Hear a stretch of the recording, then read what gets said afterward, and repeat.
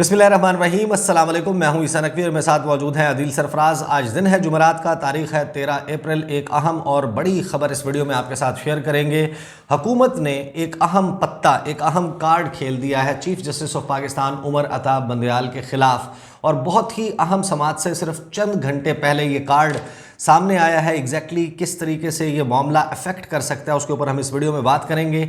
अब से चंद घंटे के बाद बहुत ही अहम समात होने जा रही है। सुप्रीम कोर्ट ऑफ पाकिस्तान में एक लार्जर बेंच बनाया गया है चीफ जस्टिस उमर अता बंदयाल की सरबराही में। 8 रुकनी बेंच है। इस बेंच में जो जज साहिबान शामिल हैं, मैं उनके नाम आपको बता दूं क्योंकि बहुत इंपॉर्टेंट है इसको समझना। ये जो केस है इसने डिटर्मिन करना है अगले आने वाले चंद माह में पाकिस्तान का सियासी, आइनी, कानूनी मंजरनामा जो है, बहरान का शिकार जो ये मुल्क नज़र आता है, वो किस समत जाएगा। इसमें जस्टिस उमर अता बंदयाल जो कि सरबराही कर रहे हैं वो शामिल हैं, जस्टिस एजाजुल अहसन साहब शामिल हैं, जस्टिस मुनीब अख्तर साहब शामिल हैं, जस्टिस सैयद मज़ाहिर अली अकबर नकवी शामिल हैं, जस्टिस मोहम्मद अली मज़हर साहब शामिल हैं, जस्टिस आयशा ए मलिक साहिबा शामिल हैं, जस्टिस सैयद हसन अजहर रिजवी साहब शामिल हैं और जस्टिस शाहिद वहीद साहब शामिल हैं। ये जो मामला है जिसको टेकअप किया गया है वो है 184(3) के तहत 3 पटिशन्स आई सुप्रीम कोर्ट के सामने, जिनको क्लब करके अब सुना जा रहा है। और ये पटिशन्स हैं उस कानून के ख़िलाफ़ जो हुकूमत पाकिस्तान PDM की अलाइंस पास करवाना चाहती है पार्लियामेंट से, जिसको एक्ट का नाम जिसको दिया गया है supreme court practice and procedure act. और प्रैक्टिस एंड प्रोसीजर एक्ट में 2-3 चीदा चीज़ें आई एम श्योर बहुत सारे लोग जानते होंगे। जो नहीं जानते उनके सामने मैं ज़रा उसकी तफसील रख देता हूँ कि वो बिल बेसिकली ये इंट्रोड्यूस करवाया जा रहा है कि जो सो मोटो का और आर्टिकल 184(3) के तहत पटिशन सुनने का इख्तियार जो है वो अब चीफ जस्टिस खुद इस्तेमाल नहीं करेंगे, बल्कि एक 3 रुकनी कमेटी करेगी, उसमें चीफ जस्टिस शामिल होंगे और उसके बाद जो 2 सीनियर तरीन जज साहिबान हैं सुप्रीम कोर्ट के, वो ये फैसला करेंगे कि बेंच की कंपोजिशन क्या होगी, बेंच में कौन कौन लोग बैठेंगे, कितने रुकनी बेंच बनेगा, सो मोटो लेना है नहीं लेना, बनता है नहीं बनता। तो उस कमेटी में उमर अता बंदयाल फिल वक्त सितंबर के महीने तक वो चीफ जस्टिस ऑफ पाकिस्तान है, वो इन इख्तियारात को इस्तेमाल नहीं कर पाएंगे।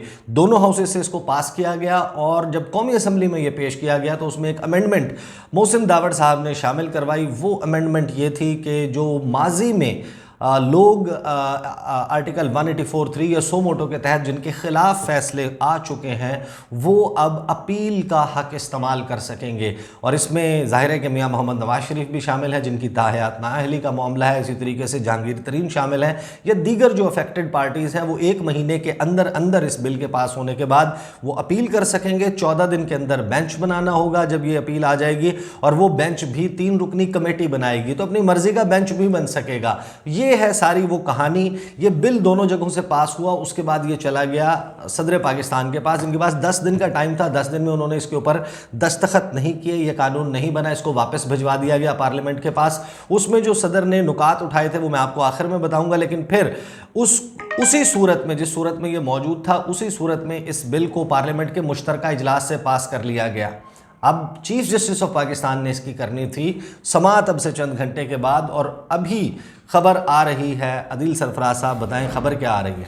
सर, खबर ये आ रही है कि पाकिस्तान बार कौंसिल जो कि वकला की नुमाइंदा तंजीम है पूरे पाकिस्तान में, उसने अब कल जो बेंच आज तश्कील दिया है चीफ जस्टिस ऑफ पाकिस्तान ने, और अब से कुछ देर में उसकी समात होगी, उसका बाइकआउट करने का ऐलान कर दिया है। और अभी मैं देख रहा था कि प्रॉपर तौर पर उनकी एक प्रेस रिलीज़ भी जारी हो गई है जिसमें ये लिखा गया है कि जो मुतनाज़ा बेंच तश्कील दिया गया है उसके हम उसकी मुखालफत करते हैं। अगर आप ये पूरी पढ़ दें आप, क्योंकि ये इस वक्त सबसे अहम खबर है कि बेंच और बार, आपको पता है कि अदलिया में एक बड़ा रिश्ता होता है इनका, और बार और बेंच जब आमने सामने आ जाएं तो उसका मतलब होता है लड़ाई। तो वो लड़ाई का कार्ड जो है वो हुकूमत ने इस्तेमाल किया, और इसके बैकएंड के ऊपर जो स्टोरी है वो भी बहुत अहम है, वो आपको भी बताते हैं। लेकिन अदील बताइएगा। इसमें मैं पूरी डिटेल तो नहीं पढ़ूंगा, बहुत लंबी है, लेकिन ये मजमूई तौर पर इन्होंने लिखा है कि मुल्क भर के वकला की नुमाइंदा और सबसे बड़ी तंजीम पाकिस्तान बार कौंसिल ने, अब आगे आते हैं यहाँ पर, ये कह रहे हैं कि सुप्रीम कोर्ट ऑफ पाकिस्तान की जानिब से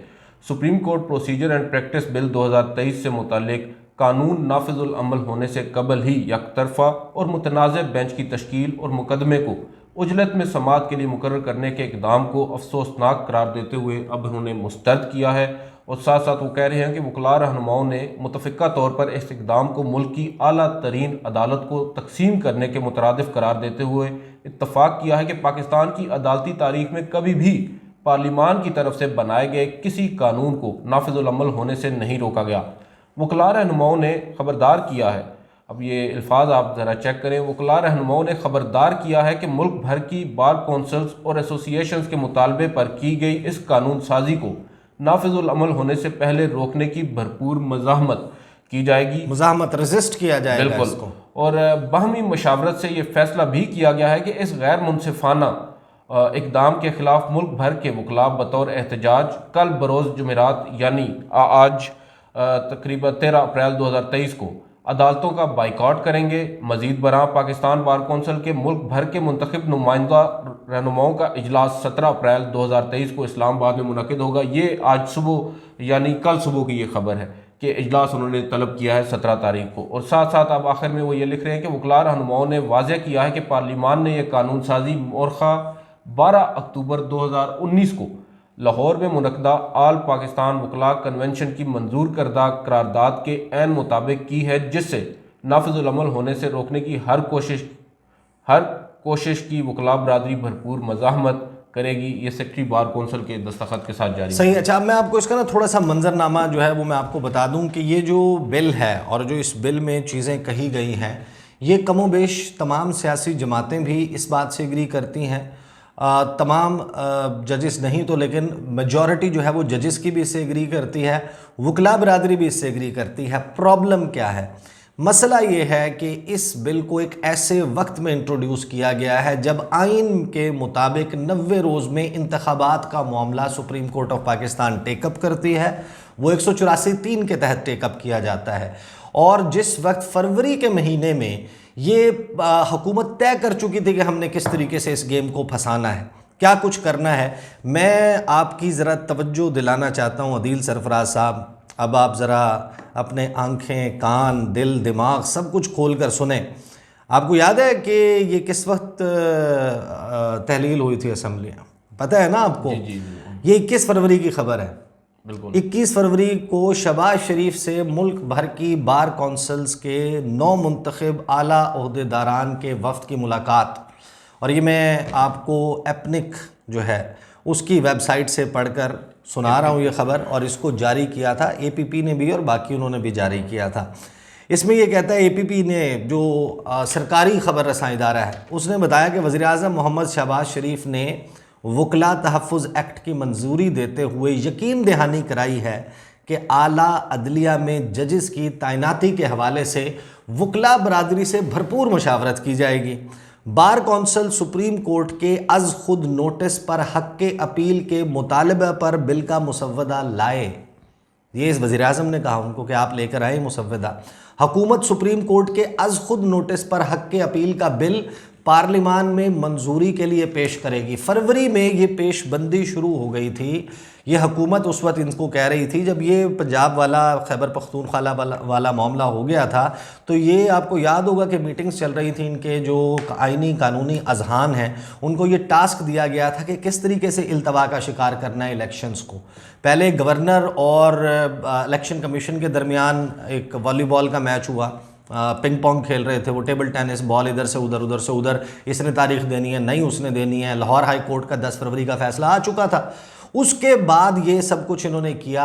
इस बिल को कहाँ से ट्रिगर किया गया? इस दौरान जो मुख्तलिफ बार के वफूद हैं वो मुलाकातें अदील सरफराज साहब करते रहे वज़ीर-ए-आज़म से, उनको फ़ंड्स की यकीन दहानी, उनको ग्रांट्स की यकीन दहानी कराई जाती रही। और अब ये मामला खुल रहा है कि ये जो पैसे निछावर किए जा रहे थे उस हुकूमत की तरफ से जिसके पास जहर खाने के पैसे नहीं हैं, वो इस वजह से पैसे के ऊपर पैसा ऐलान कर रही थी कि ये आज का दिन आना था जब जो बार काउंसिल है उसने इस किस्म का फ़ैसला सुनाना था कि हम हड़ताल करने जा रहे हैं क्योंकि चीफ जस्टिस ऑफ पाकिस्तान इस मामले को समाअत के लिए मुकर्रर कर रहे हैं। यहाँ पर मामला किसी बिल या किसी लेजिस्लेशन का नहीं है। मामला यह है कि जब आर्टिकल 184(3) या सो मोटो का इख्तियार पाकिस्तान के आइन में दर्ज 90 रोज़ की डेडलाइन पर अमल दरामद के हवाले से केस टेकअप करने का हुआ, एंड उस वक्त जो पार्लियामेंट है उसकी तरफ से ये बिल मूव कर दिया गया ताकि चीफ जस्टिस ऑफ पाकिस्तान का ये इख्तियार ख़त्म कर दिया जाए, और जो नीचे 2 जजेस मौजूद हैं उनसे शायद ये उम्मीद है हुकूमत वक्त को कि वो उनकी मर्ज़ी का बेंच बनाएंगे और इसमें तवालत जो है जो इख्तियार करना चाहते हैं वो टाइम गेन किया जा सकेगा, जिसके दौरान